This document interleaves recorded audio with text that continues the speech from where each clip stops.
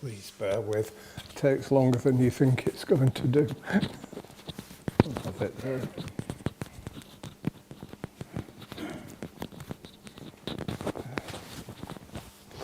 Okay.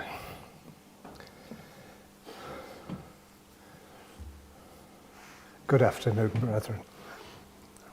It's good to be back here again. It seems forever with one thing or another. Okay. So yes, the first part of the title is Choose Life. There is a subtext which I chose to not give to Peggy,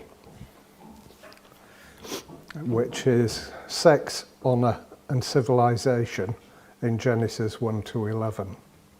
So for those that are following the Torah portions, we're up to Genesis 12, Lech Lecha, but this is the prequel to all of that. We started, as you heard, with Romans 9, 29 to 31. I have the advantage of a chart in front of me that lists the various things, and in fact the chart that I've got is called Paul's sin list. So keep that Romans 1, 29 to 31. I'm not going to read through it again. Then I'd like you to put down 1 Corinthians 5, 11, which includes fornicator, covetous, idolater, railer, drunkard, extortioner. 1 Corinthians 6, 9, which includes fornicator, idolater, adulterer, effeminate, sodomite. 2 Corinthians 12, 20, debates, jealousies, wraths, strifes, backbiting, whisperings, swellings, tumults. Galatians 5:19, adultery, fornication, uncleanness, lasciviousness, idolatry, witchcraft, hatred, variance, jealousies, wrath, strife, seditions, heresies, envyings, murders, drunkenness, revellings. Ephesians 4:31, bitterness, wrath, anger, clamour, evil speaking, malice. Ephesians 5:3, fornication, uncleanness, covetousness, filthiness, foolish talk, jesting. Colossians 3:5, fornication, uncleanness, inordinate affection, evil, concupiscence, covetousness. So those subjects cover sexual sins, bad temper, quite a lot of them on bad temper, greed, quarrelling, and tongue.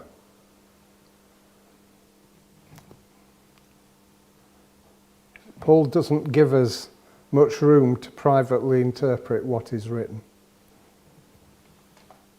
And this gives the background and an image of life in the various towns and cities and regions and cultures that he visited, taught in, and established church groups in. This man that was raised a Pharisee within a Hebrew tradition grew up knowing these things and was given a task of teaching people who hadn't known these things about them, about Christ, what his resurrection, death and resurrection meant. To the Jewish community, to some extent to this very day, you can read writings that say the Gentiles, the Goyim, are animals. And certainly if you were to read Paul's list, you'd think, how on earth did he establish a church in that? But he did, because God was involved in the equation. This picture of the Greco-Roman world doesn't look too good, does it? Yet we see it every day. It's on the news, in the media, in books. Books we were given as textbooks at school. I mean, all right, these days they're given Harry Potter as part of the text. But you know, we had things. Some of the national songs that we sing talk about nymphs and shepherds, straight out of the pagan culture. The world without the God of Israel and his instruction in righteousness is a weird place. And we see that daily as well. So what I'd like to do is go back to beginnings. Genesis. Genes. It's the root of the word. It's beginnings. And let's have a look at where it all started. The text of Genesis 1 to 11 embodies a moral code, or perhaps better, a double version of a moral code, yet with different emphases. Some of the text has very priestly connotations, and some of them, and I'm going to leave it as to try and say Jehovahistic text is too much of a jumble for my mouth, so I'm going to say Yahwistic.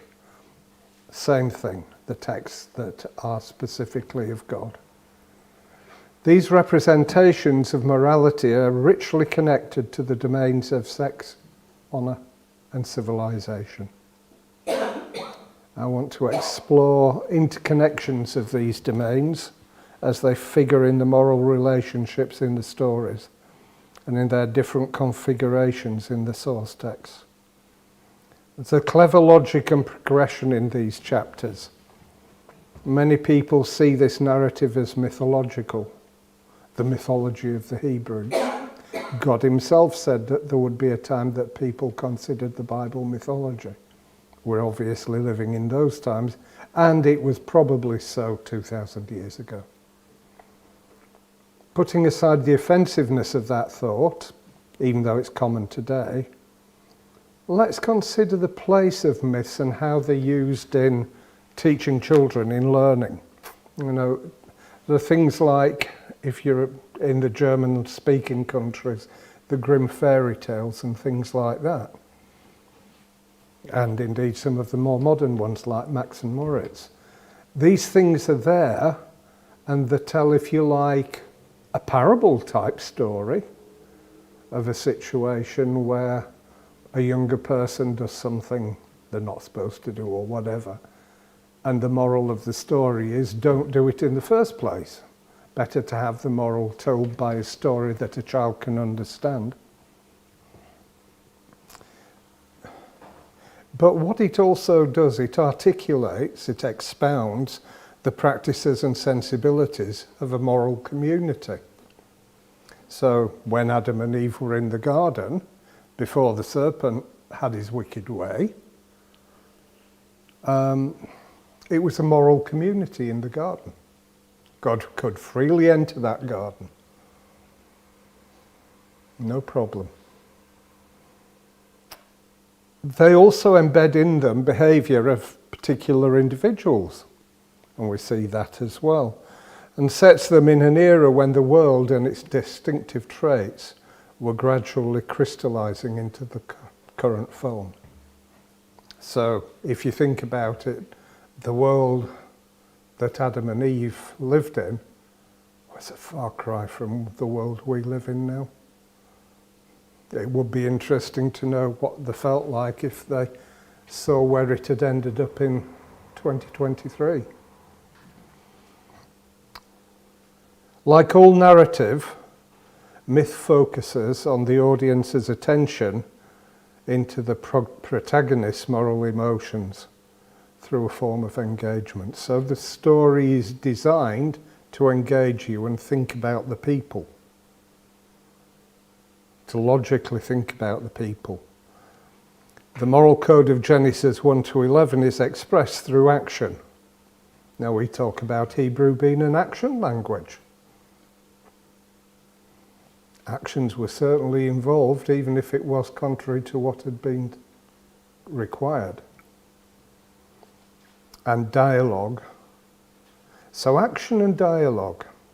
God had said to Adam and Eve, of all the trees in the garden you can freely eat, except. Trust Satan to go for the except and to sweet talk it. There weren't explicit rules in the same way that we think of them after Sinai. There was one command. Don't touch that tree, don't eat its fruit. Don't let your mind dwell on it. And we see that don't let your mind dwell on it. In the New Testament, keep your mind on things of heaven. The higher things. Don't let it drift downwards. The picture of the moral world that develops in these stories is constructed from various practices and personal relationships. We can't escape that. Human beings have personal relationships, interpersonal relationships, together with their motivations and the consequences of all of that. They exemplify what Professor Bernard Williams calls thick moral concepts.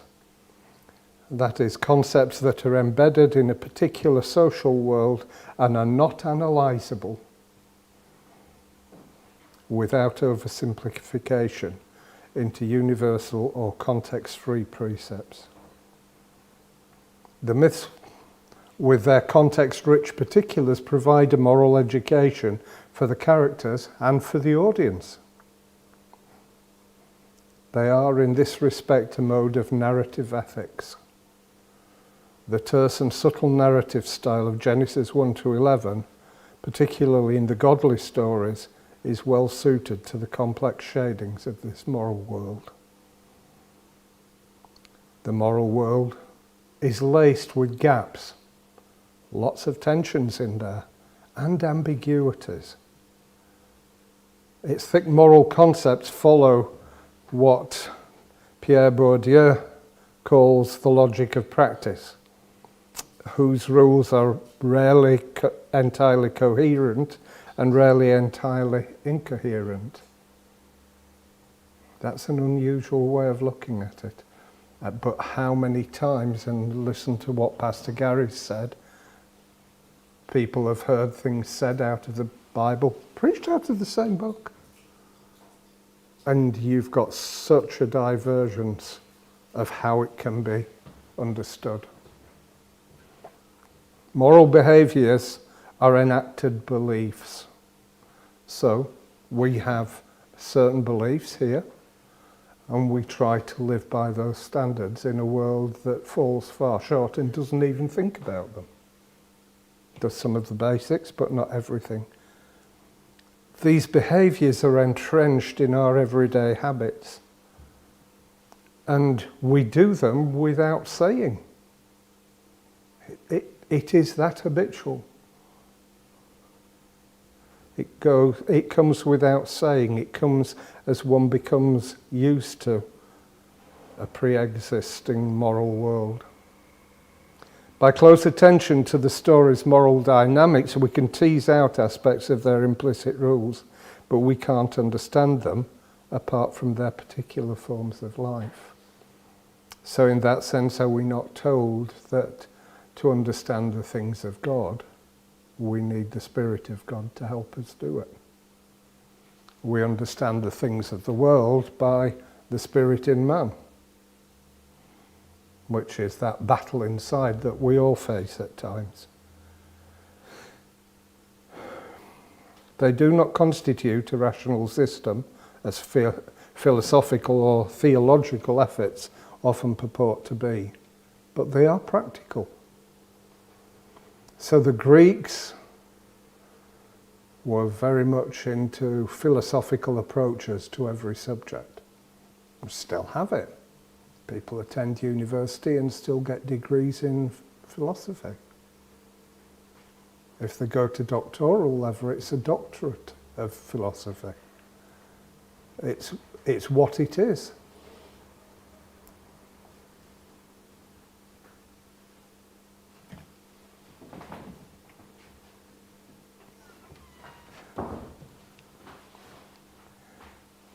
So the challenge of this type of inquiry into this background, into Genesis, as we are here,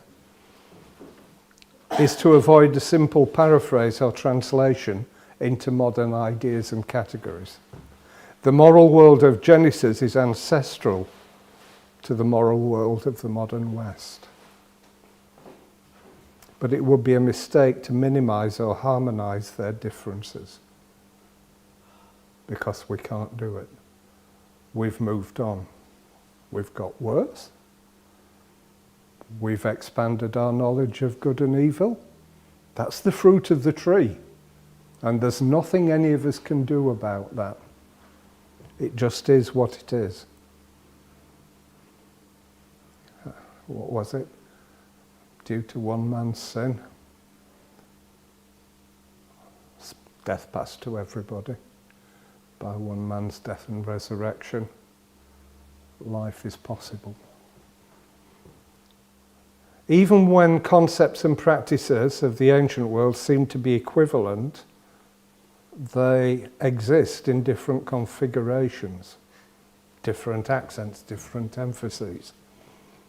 Domains of honour and sexuality in the Hebrew Bible show ancient distinctions that differ from modern ones. And we do damage to the text and at times to each other when we conflate the Bible's moral world with our own.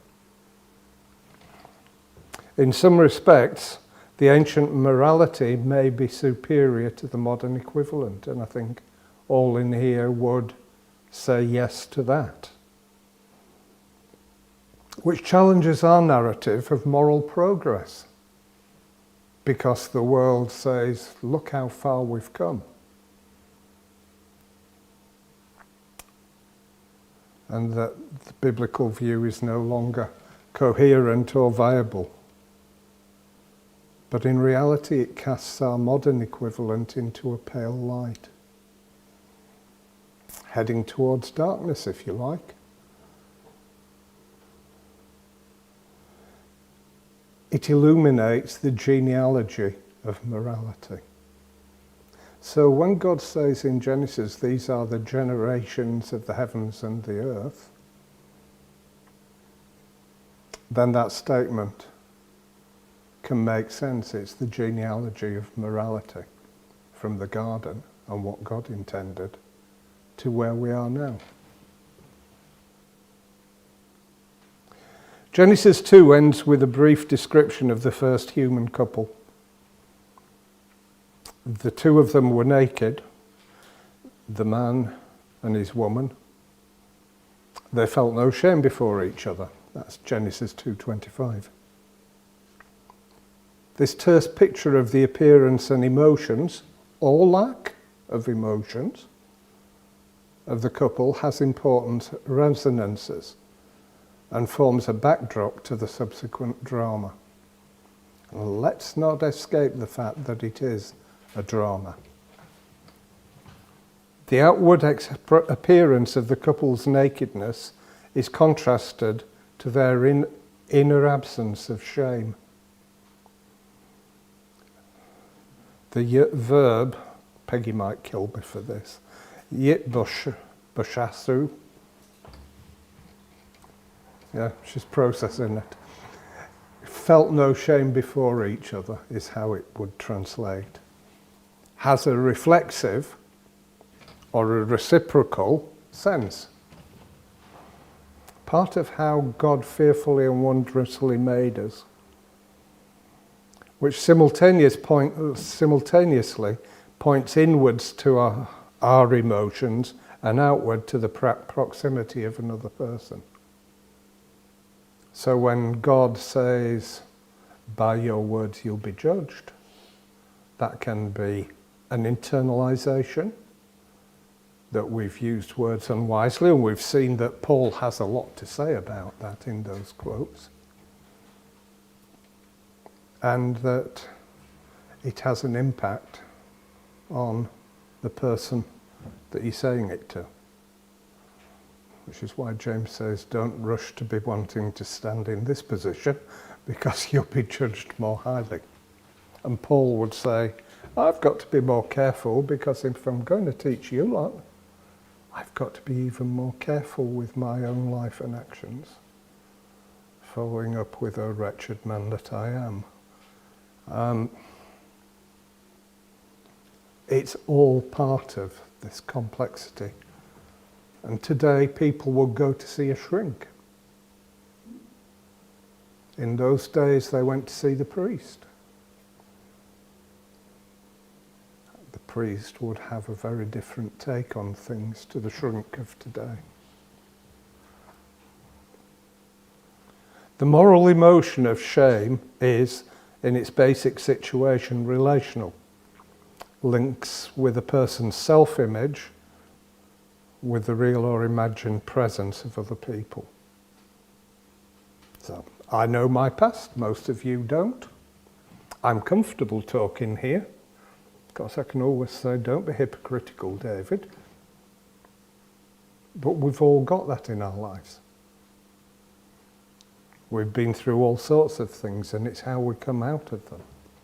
Some of the hymns that we've sung talk about being washed of sin, cleansed from sin, cleansed of guilt, long before Christ. Shame is a reflexive emotion that links this individual image to a wider moral community. To be seen naked by others is an elementary instance of shame. For the ancient Greeks, the basic experience connected with shame is that of being seen inappropriately by the wrong people in the wrong condition. It's straightforwardly connected with nakedness, particularly in sexual connections. Now that's interesting, isn't it, when you consider that the Greeks had gymnasia where people worked out in the buff. We certainly have historic records of Jewish guys that would have the circumcision reversed with whatever primitive surgery and that they could do then, so that they weren't seen as being Jews in the gym. It's this process. The biblical concept of shame is roughly the same as the Greek one, as we see in a wide variety of genres. Narratives, curses and prophecies. It's there all the way through. To be seen naked in public is to be exposed. We've had a lot of that in the news recently, the likes of Russell Brand, the Epstein case, which has brought an awful lot of things to the public eye. It's gone on forever. But if you've got power and influence within the media, as the palace had for a long time, you can stop those narratives getting out.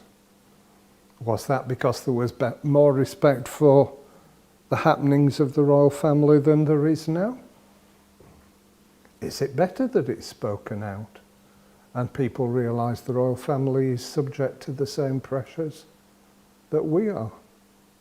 That's very biblical, because look at what God says. He tried and tested no differently to any other human on this planet. We have the advantage of knowing how God thinks. Doesn't make it any easier. He's not going to do it for you. He might give you the way of escape so you can recover. But you've still got to learn the lesson that he wants you to learn. Every one of us. So to be seen naked in public is to be exposed. Look at how they treated Christ. He's a fraud. He's doing miracles by demons.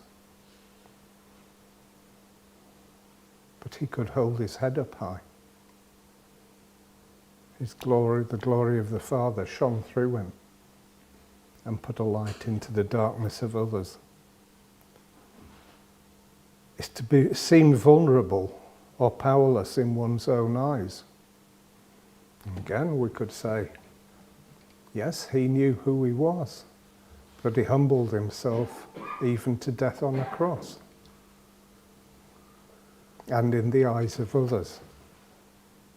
He didn't mind the shame. In the case of public nakedness in the Hebrew Bible, it's not sexuality as much as that's shameful as being seen naked by the wrong others in the wrong places. Look at your master. He spends time with sinners, prostitutes, tax collectors. He drinks with them. Such exposure violates the code of modesty, which is part of the code of honour. But what did he say about the Pharisees? Beware the doctrine of the Pharisees. Because they speak and they don't do. He was seen as hypocritical. And Christ taught others, they won't lift a finger to help you, but they'll lift a finger to condemn you and judge you. It's back to what Pastor was saying about people looking at the history of the churches of God in the Armstrong sense of that word. And I always separate it out like that. The Church of Rome calls itself the Church of God. The Church of England calls itself the Church of God. Whether it is, whether it isn't, is up to God. So I'm specifying. And if you're told you've got all the truth and you have good understanding, sound understanding, this is what it is, then by its very nature, there's a tendency to look down on others and say, they haven't got it right and they won't listen to us. Well, maybe they do listen to us and maybe we've got it wrong, in part. I'm not talking the basics. And that, again, as Pastor said, is spit out everywhere over the internet. The battles that go on between the different cog groups. Now well over 500 globally. Someone very kindly sent me a list. From one beginning, 500. Talk about divide and conquer. So there are still people who don't feel shame at public exposure of nakedness. Many. Ethnically, I could point towards, say, the people of Papua New Guinea or some of the African tribes.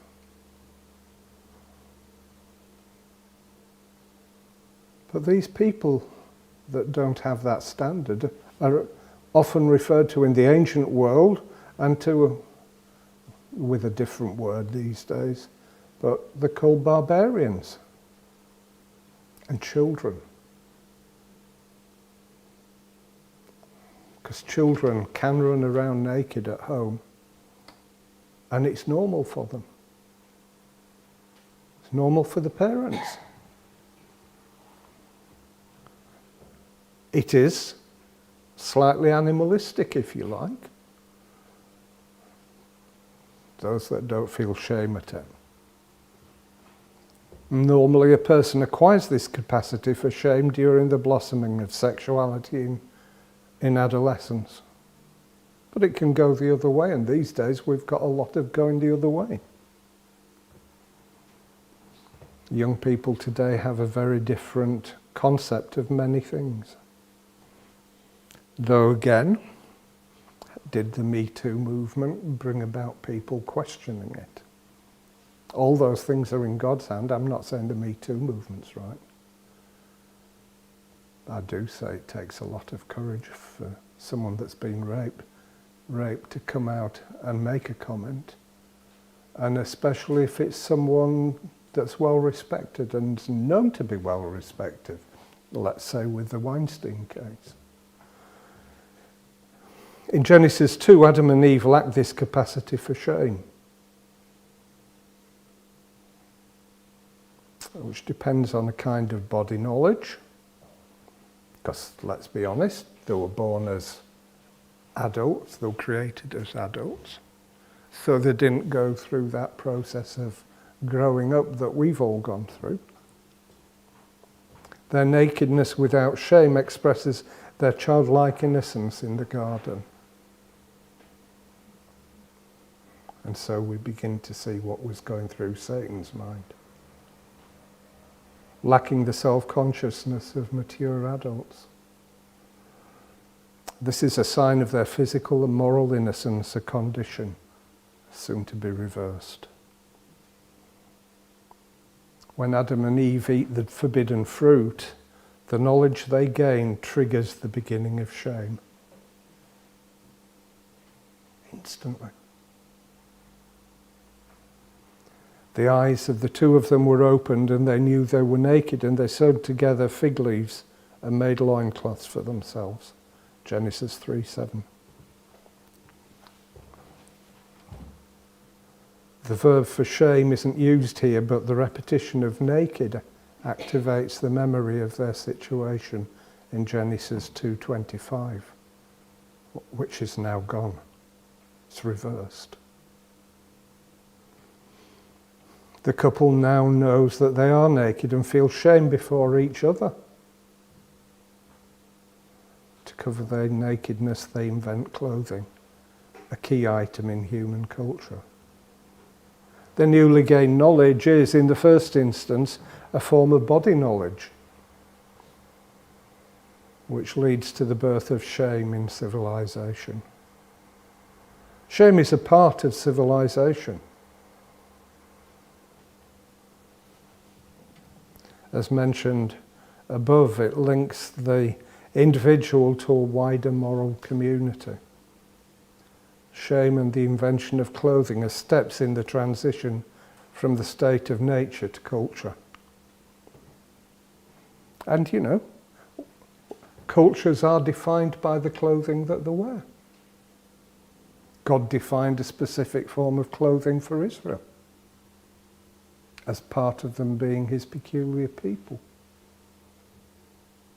You can see national dress on people and you know often which country they come from.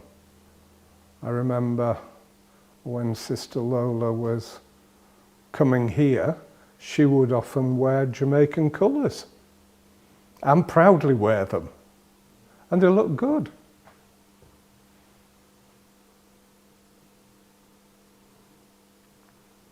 And this distinguishes adult humans from uncivilized people. Children and animals. The clothes are an outward sign of Adam and Eve's inner transformation. Whether they wanted to do or not, and they hadn't a clue what they were doing with that tree, let's remember that. Satan did, but they didn't. They've internalized the rudiments of an implicit moral code, the first fruits of the knowledge of good and evil, which still affect us today, for which shame is a regulative emotion. So, if you're thinking clearly, you don't do certain things because of the shame factor. If you don't think like that, anything goes. A glimpse of stocking is shocking in the 1920s song.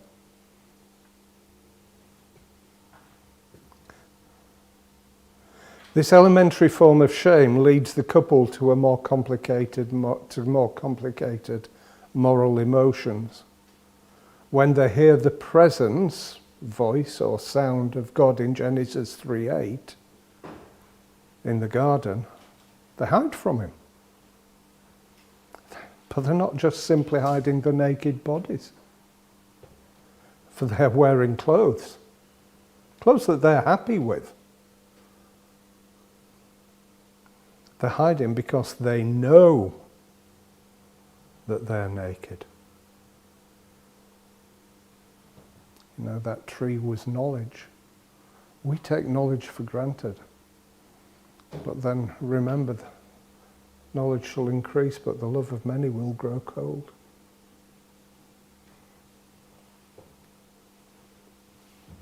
And they know what this knowledge entails. Adam says, I heard your sound in the garden and I was afraid, for I am naked, so I hid myself. Genesis 3:10. Adam's fear is more complicated than his previous embarrassment and has a deeper source. Adam and Eve hide because of their self-awareness. Makes them fear exposure of their guilt. Not just their bodies. They know they've disobeyed God's command, so they hide from God, or try to hide from God. Look at what David says, where can I go to hide from your spirit? If I go in heaven, you're there. If I'm in the pits of hell, you're there.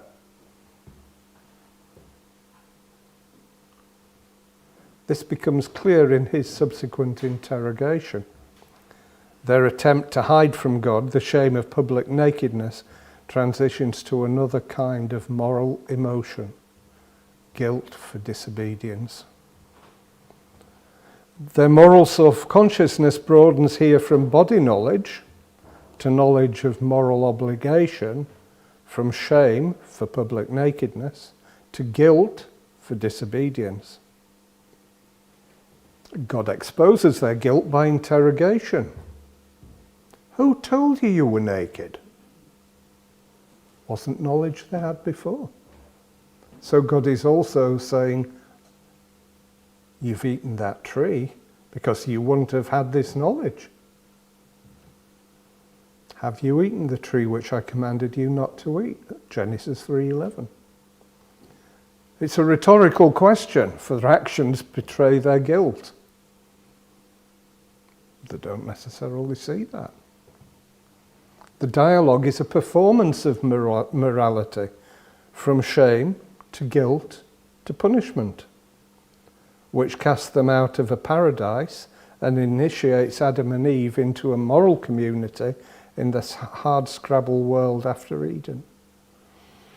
The performance of the narrative also brings the audience into this moral community if we take long enough to read it and think about it.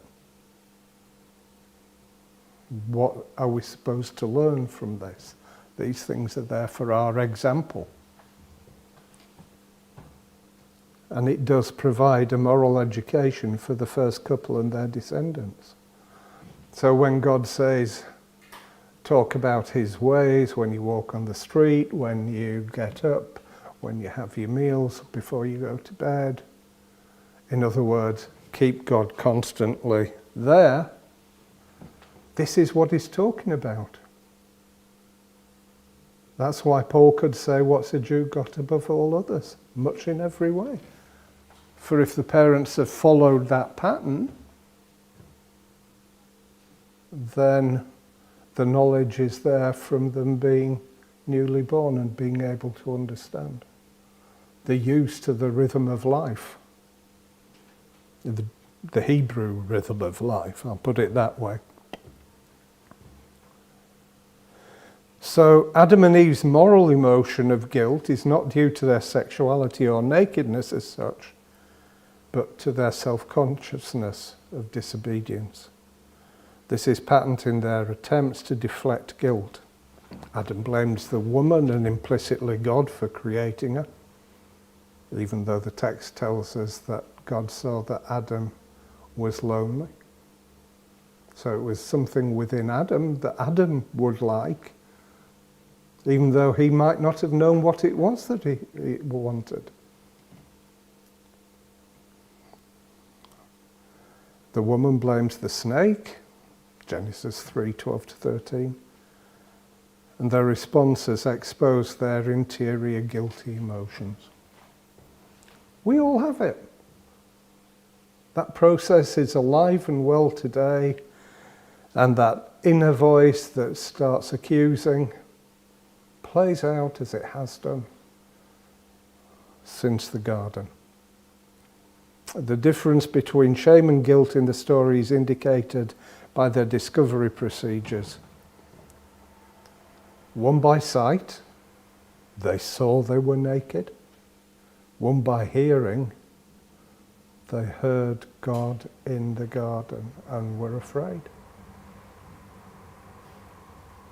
The most primitive experiences of shame are connected with sight and being seen, but it has been interestingly suggested that guilt is rooted in hearing, the sound in oneself of the voice of judgment. So with their newly opened eyes, Adam and Eve see that they're naked, but their guilt is triggered by hearing God's sound, and their guilt is exposed by his judging voice. So replay when Christ says, many will come in that day and say, haven't we done this, this and this in your name? And he'll say, go away, I never knew you.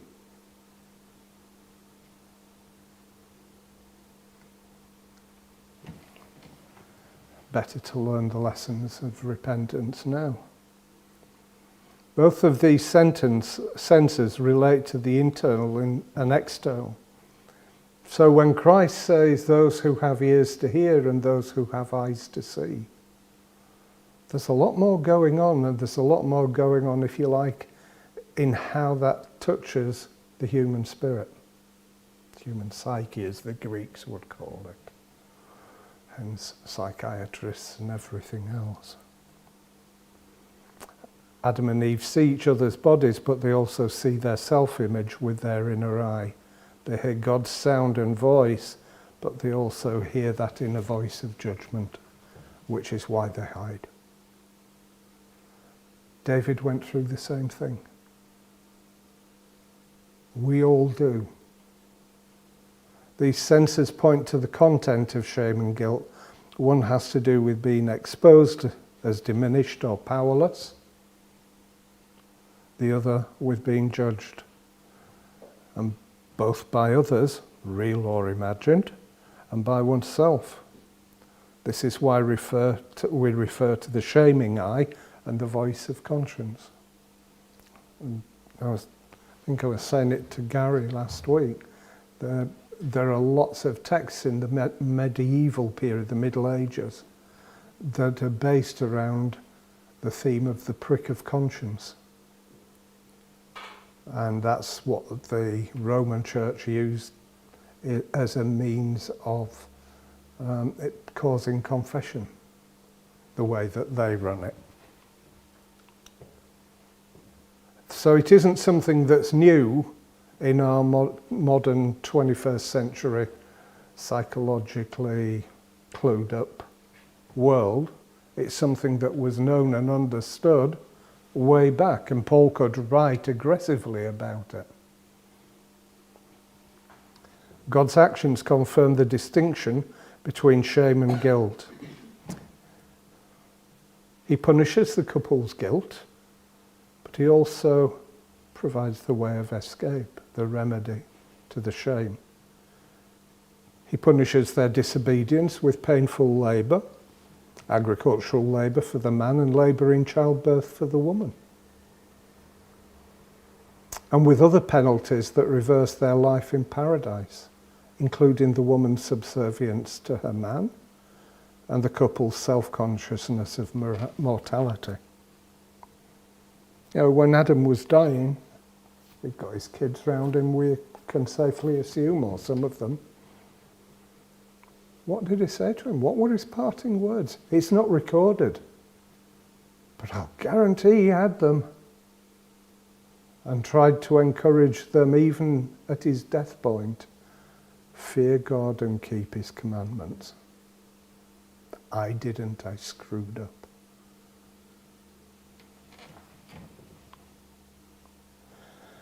After dispensing these punishments, God turns to a compassionate act. Jehovah made leather garments for the man and his wife, and he dressed them. Genesis 3:21. So God himself took an active hand in solving that problem because he knew they couldn't. This benefits the humans, replacing their rudimentary fig leaf garments with sturdier material. which leads them further along the path to civilization.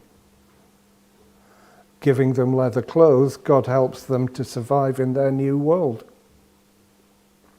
In some, God punishes their guilt, but covers their shame. This gesture of compassion adds a positive note to their moral education. Only God can turn evil round to make it part of a learning process for every one of us.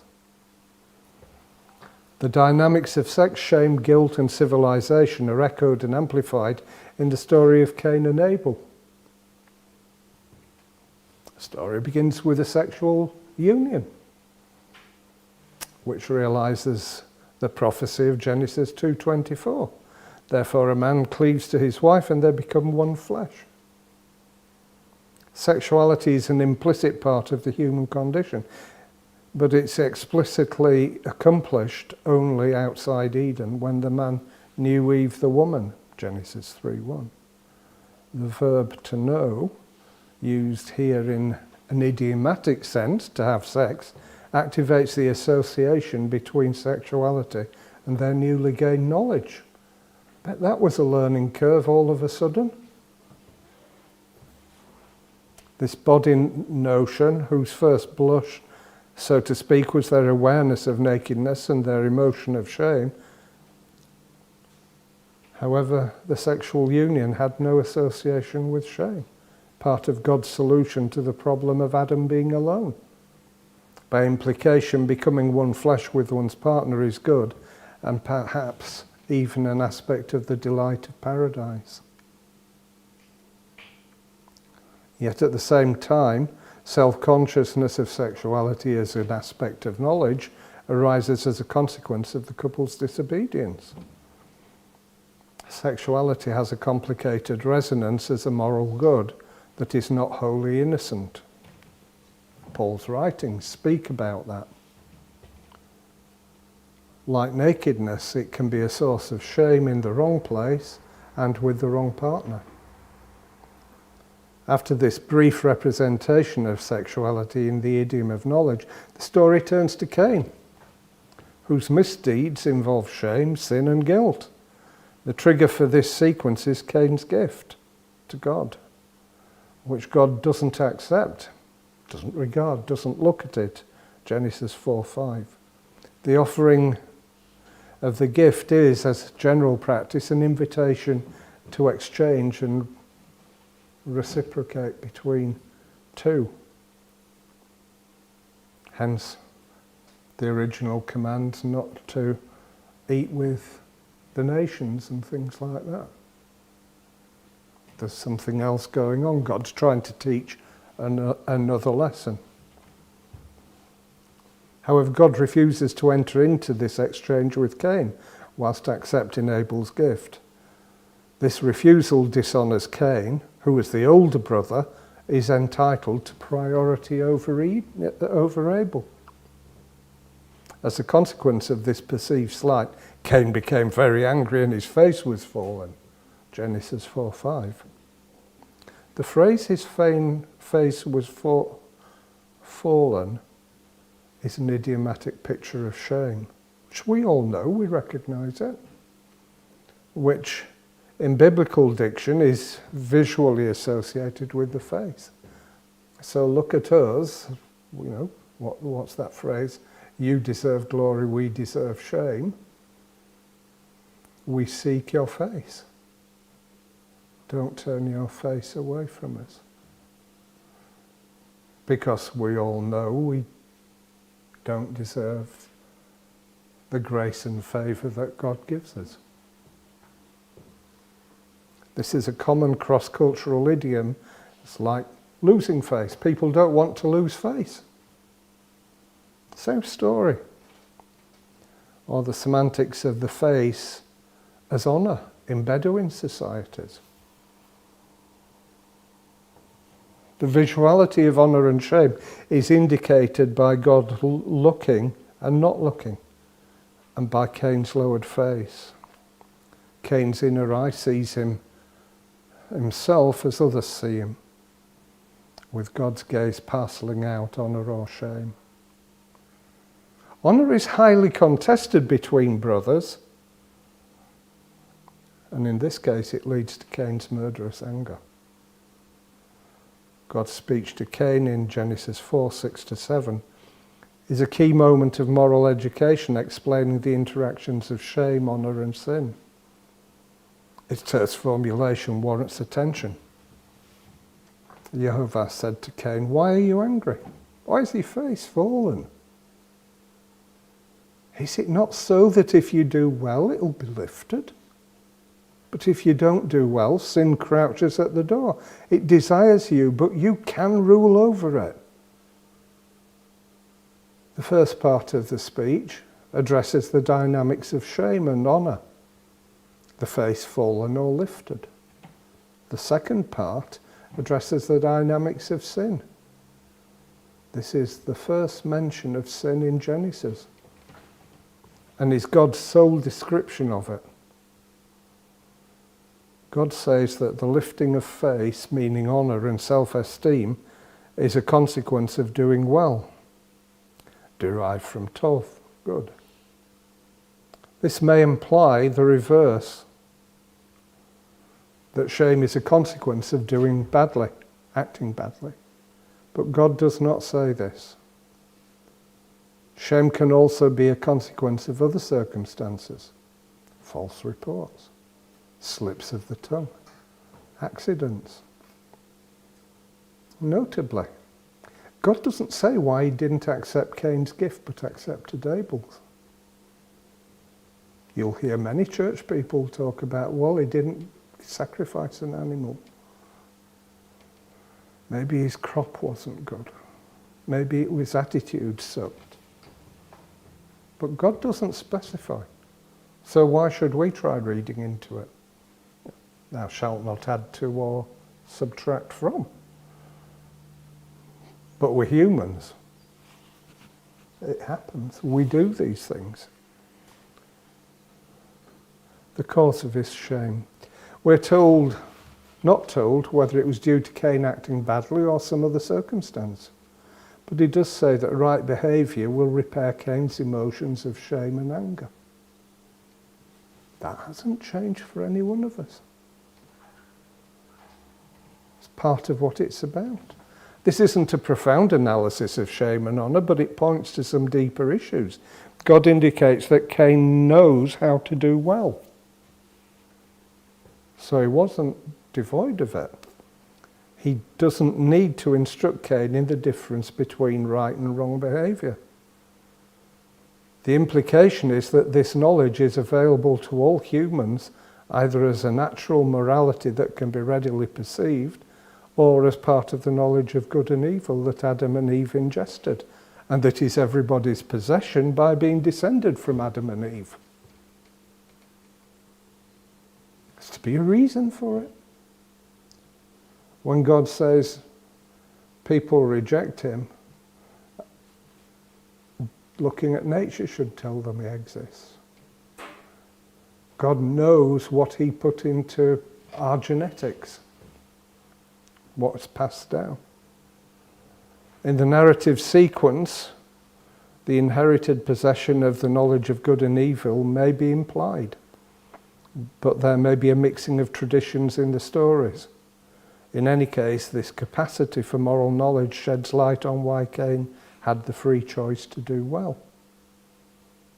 How do we exercise free choice, free will? Moral discernment is an implicit part of the human condition. In God's exhortation, this goes without saying. After his brief exposition of the moral code of shame and honour, God turns to the psychological power of sin.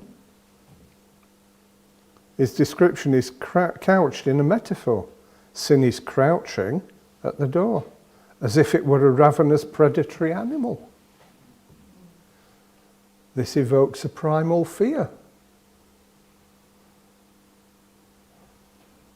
If you're told a predator is there waiting for you, was that predator a demon? Doesn't say, but it's going to be something that's hungrily eyeing its victim. God describes sin as an interior moral agent whose strong desire is to consume the self. The language of desire and mastery. It desires you, but you can rule over it. That tells us of the power that we have as children of God, created in His image. We have that power and authority. This is in Genesis. It's not Christ talking to Peter, you of little faith. Some only come out by much prayer and fasting. It's there. There is this inner contest of wills. That falls in with God's punishment to Eve, doesn't it? You will desire your husband and he will rule over you. That's another crime and punishment, isn't it? This intertextual echo doesn't mean that sin is a woman or that women are particularly sinful. Doesn't say that. It rather creates an analogy between the alluring powers of sexuality and sin, which can consume the self if you don't master them. And so often today we see that. And that gives you some idea of how much having faith in Yehovah helps us rule over things. That which is in us is greater than that which is in the world. Again, the narrative remains constant. God urges Cain to gain mastery over sin's desire. A piece of moral education that Cain fails to heed. God's description of the inner struggle with sin has a striking resemblance to Freud's psychodynamics of guilt. For Freud, the it, in German id, is the instinct of primitive desires that tries to overwhelm the I, ego, against the moral dictates of the above I, the superego, which is the conscience and originally the parental voice. God describes this psychological dynamic as a specifically moral struggle, with the interior it as sin, the task of the ego as master over it, and God's instructing voice as the above I, which the moral person internalizes as the voice of conscience. And even Disney could get in on that one, couldn't they? Always let your conscience be your guide. But if that conscience is riddled with darkness, then how deep is that darkness? Cain doesn't heed God's attempt at moral education. His shame and anger lead to his acquiescence to sin, and his guilt is exposed by the voice of judgment. In this case, the first voice is that of Cain's victim. God says, "The voice of your brother's blood cries out to me from the soil," in Genesis 4:10. This is an implicit accusation of violent bloodshed. Highly appropriate today, isn't it, with what's going on? Indicated by the plural word for blood, damim, meaning blood shed in violence. Abel's post-mortem voice of accusation leads to God's voice of judgment, which curses Cain from the soil and condemns him to be a ceaseless wanderer. Cain's response reflects the enormity of his guilt. My sin, my guilt, is more than I can bear, Genesis 4:13. The expression to bear sin and guilt often includes its consequences, that is, punishment. The author Baruch Schwartz argues that the phrase is a metaphor for the sinner's unrelieved guilt, motivated in this case by Cain's realization that the consequence will be his death. Another author, Gary Anderson, emphasises the thing-like quality of sin in the metaphor of bearing sin and guilt. Sin and its consequences are a weight on Cain's shoulders. Once confronted by God, the full extent of his crime came to view. In Cain's case, it's not clear whether the burden can ever be removed. Cain's cry of complaint above the weight of his sin, guilt and punishment is relieved somewhat by God's mark on Cain, which will prevent blood vengeance. But it confirms that Cain will bear the weight of his guilt throughout his ceaseless wandering. In Cain's case and elsewhere, for example, in Joseph's narrative, the rivalry for honour among brothers can lead to violence. The father-son relationship is differently structured. The implicit rule is made explicit in the command, honour your father and mother. The father's honour is key to the story of Noah.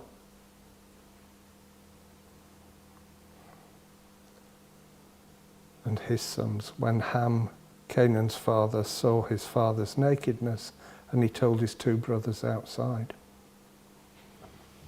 It's a controversial text. The words used imply that Ham had sex with Noah's wife, and that therefore Canaan could well have been the son that was born from that action. The text doesn't imply sodomy, because again it has to be read in the context of what the words meant in that culture at that time.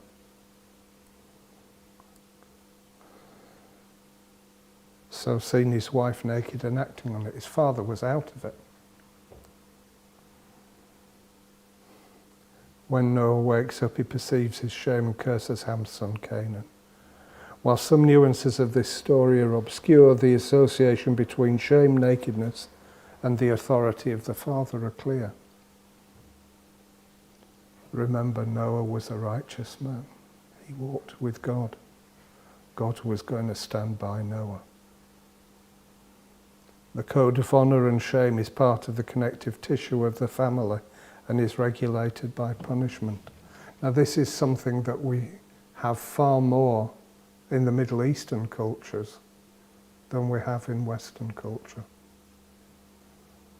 I suspect that those who are part of Middle Eastern religions, if you like, are far more prone to applying those things even in our modern world. But turning back to the Cainites, look at the odd case of Lamech. A negative foil to the moral code of honour, shame, sin, guilt. Lamech lacks the capacity for shame, and as such stands outside the norms of civilized society. Well, why do I say that? In Genesis 4:23, he boasts to his wives, "I've killed a man for cutting me."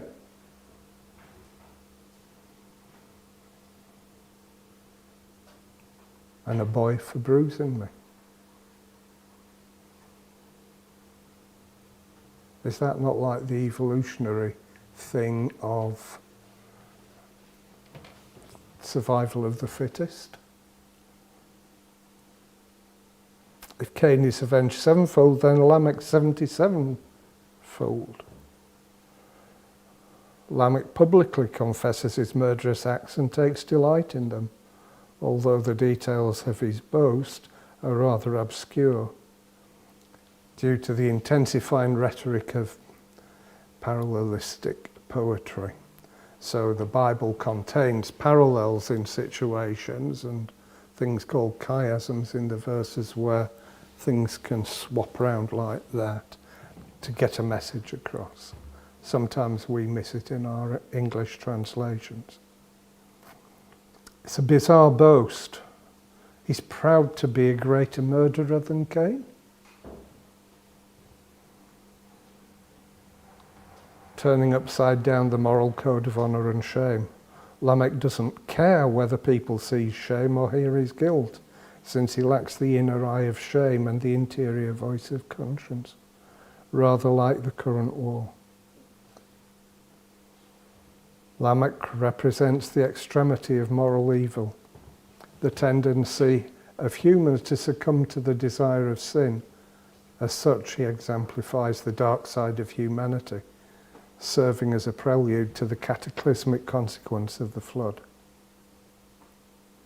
When Jehovah saw how great was the evil of humans on the earth, for every design of their hearts was only evil all day long, Lamech's boast describes a state of nature characterized by an absence of law or justice, and which is worst of all, continual fear and danger of violent death.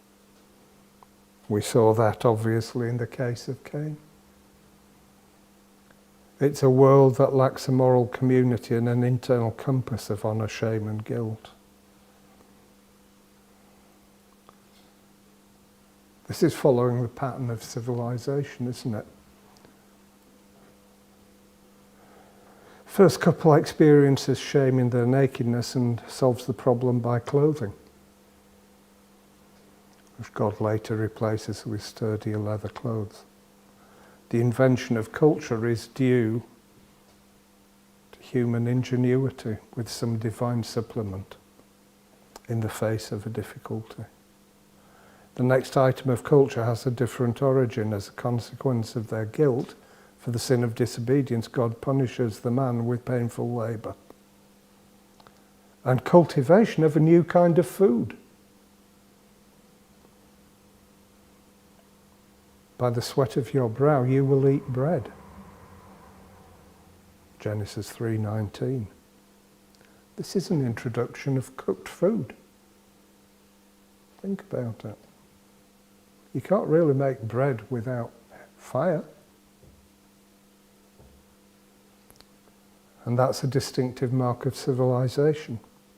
In the Garden of Eden, the humans ate fruit, which is natural and raw. Bread is cooked and cultural and the result of hard agricultural work.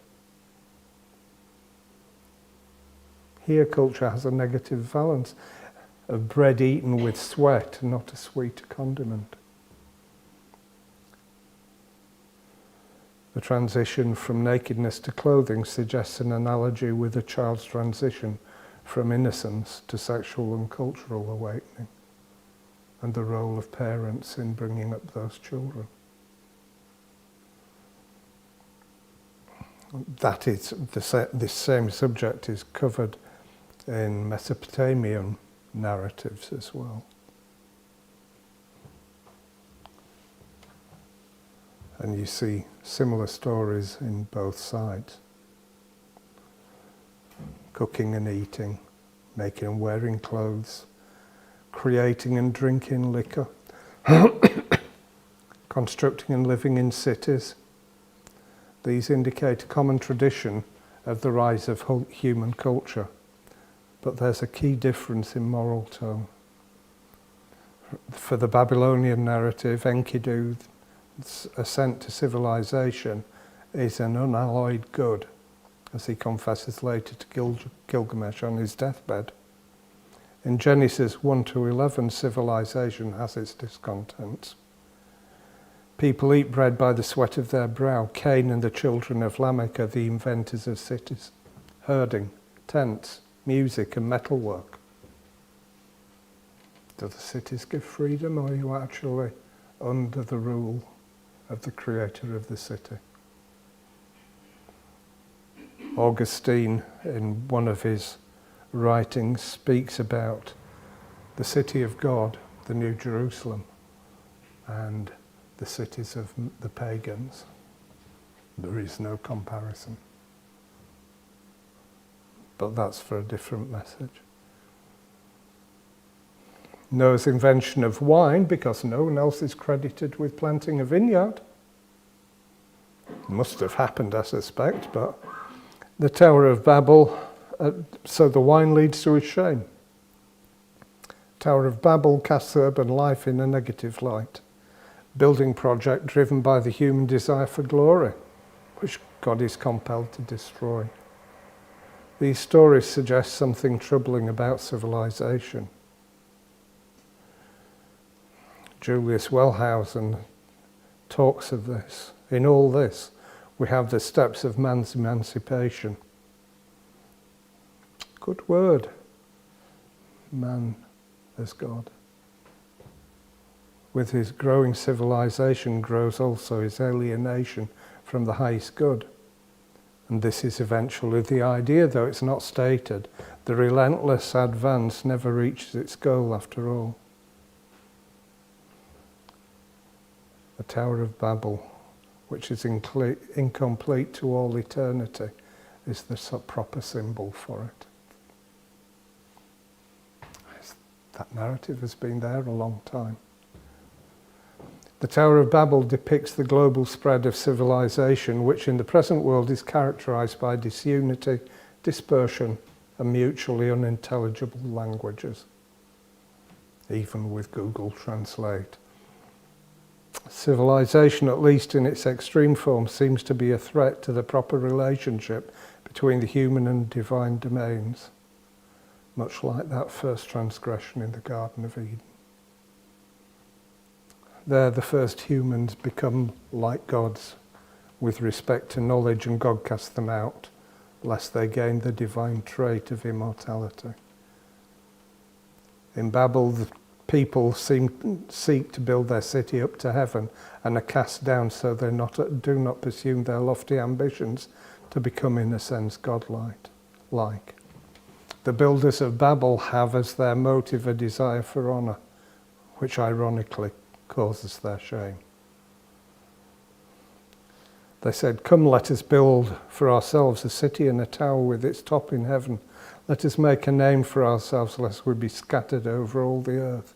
Genesis 11:4. The desire for a name, Shem, means a desire for glory and honour, like the ancient warriors, the men of renown, in Genesis 6:4. The idea that one earns honour from building or restoring great cities and temple towers is an old trope in Near Eastern kingship. We read of it in the Bible. It's what the nations do. And think of our cities today. We're still building the towers up into the heavens. And they're a sign of what we can achieve. And God still looks at them the same way.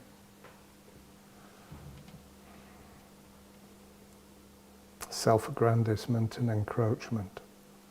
And how does God deal with it? Strikes them down. What does this say about the end times? High places made low, and low places made high.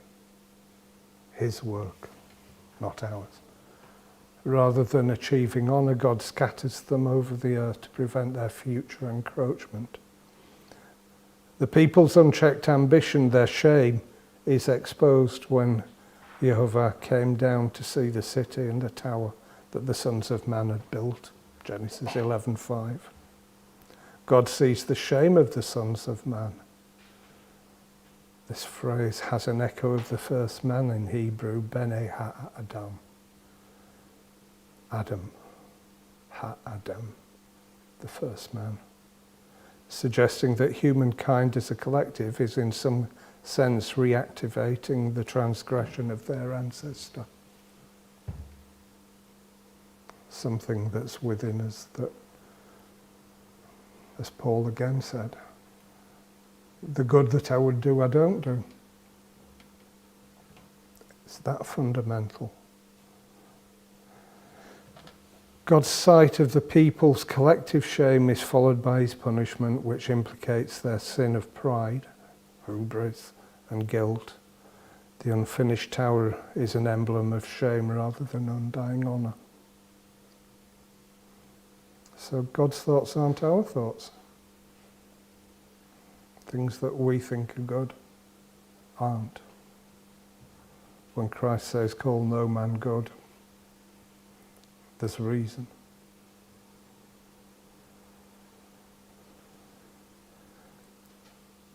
In these tales of humankind, they're not only, as life increases with the work of culture, that work of culture constantly endangers it. Well, we've hit a new height of culture in modern society. Actually, it's been there before. It was there in Babylon. The cities got destroyed. Some of this ambivalence may stem from ancient Israel's identity as a people on the periphery of great civilizations. Look at how Israel was surrounded by successful nations. To the extent that Satan could take Christ upon the high place and say, I'll give you all these glorious cities. You know, looking at cities, we can all be amazed at photographs of night views of cities or sunrises and everything else across them. But that's all about man's works. Israel saw all of that.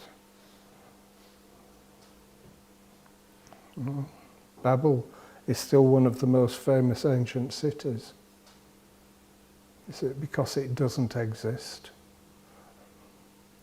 Is it more thought of more than Egypt and its great civilizations, even though the pyramids and the temples exist?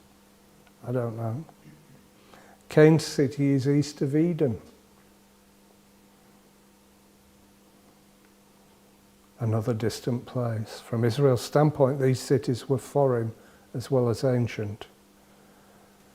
Israel was predominantly a village-based society that may have looked with suspicion on great cities where warrior kings such as Nimrod held sway. Genesis 10:8-12.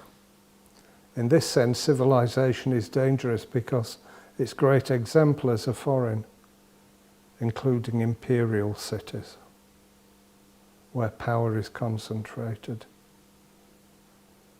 The city of Babylon evokes the violence and hubris of ancient empires to which Israel was usually subjugated.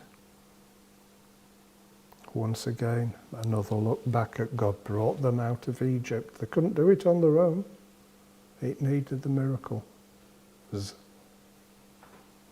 And the command not to go back to Egypt for that very reason.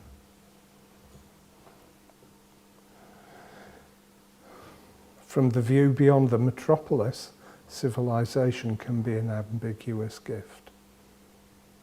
When you're living and working it, look at what happened with COVID and things like that. Can't you see? Don't you see what's going on?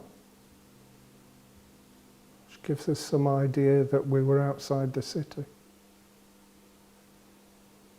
looking in. These things tell us how much human life has changed since the garden. God put lots of blessings in place. When humans are created on the sixth day, God gives them the blessing to be fruitful and multiply. All 8 billion of us on this planet, or however many the number is now.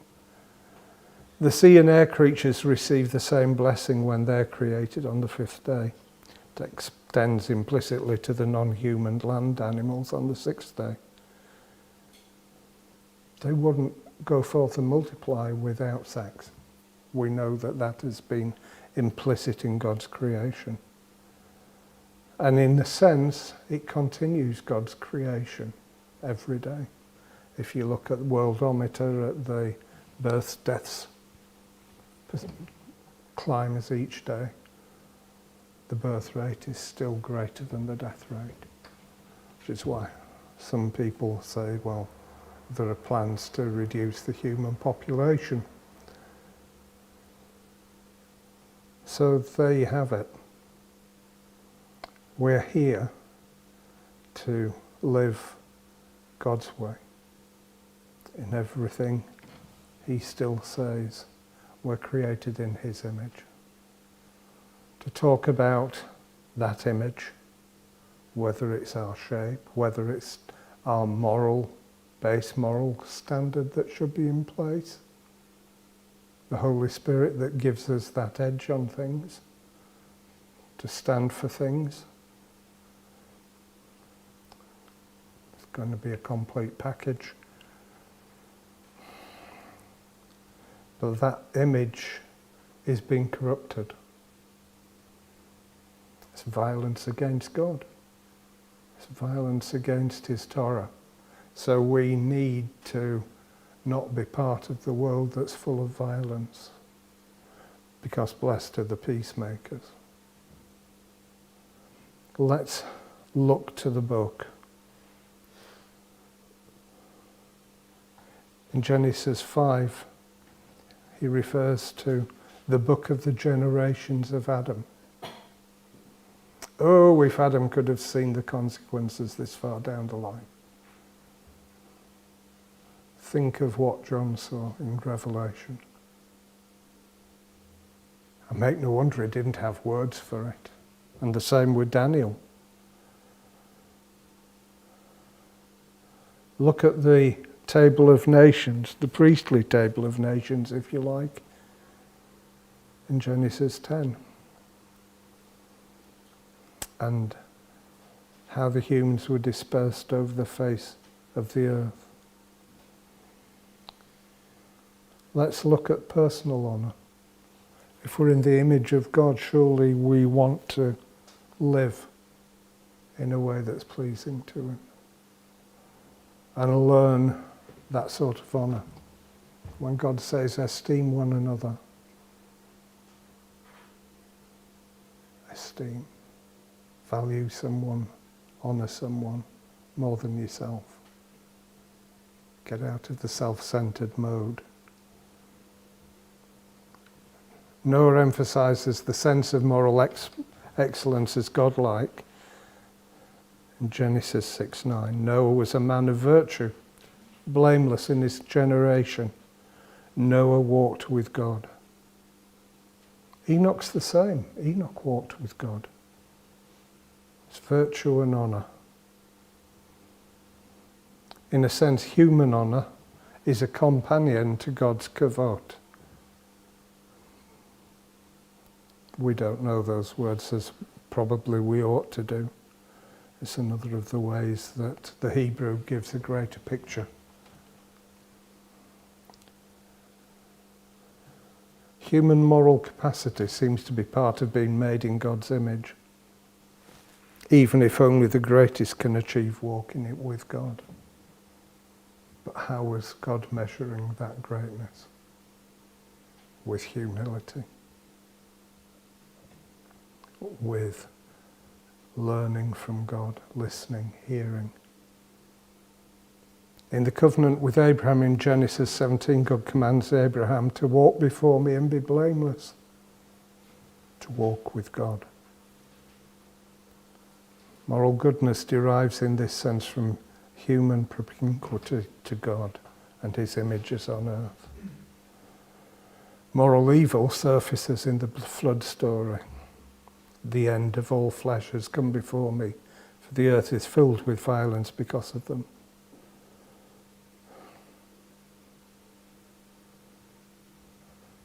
It's not just humans, it's all living creatures.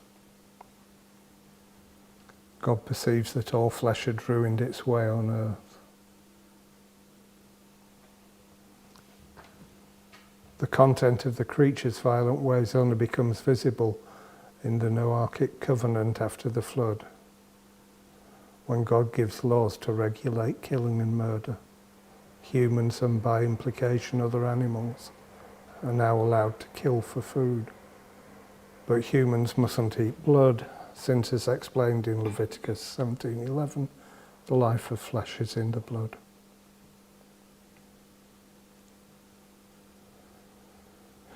Violent bloodshed of humans is prohibitive. In Genesis 9:6, God says, whoever sheds a human's blood by a human, will his blood be shed? For in God's image he made humans. This rule links together the domains of honour, sin and punishment. And yet God so loved us that he gave his only begotten Son, that whilst we were yet sinners, he made a way of escape. So the texts that we can often read over have a lot more going on behind them. There is great education in the text, as there is throughout the Bible. And that's how we get into relationship with God, by walking with him, leaving the world behind, teaching them. Yes, people might say, well, you're spending time with sinners or whatever. But the idea is, again, as Pastor Gary said, someone may come in here and we welcome them. We've all been victims, we all still are to some extent victims. What God's given us is the victory. And you might not experience it in this life because it's full of trials and tests. If you do, be grateful. But also, as Paul said, be grateful for the trials and tests, because you learn things in them. So, brethren, let's as a community choose life. Let's live the life. And let's bring more people into the family as best we can.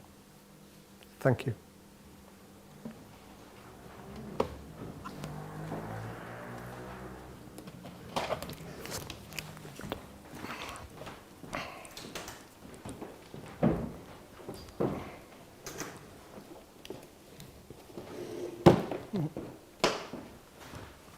Nope.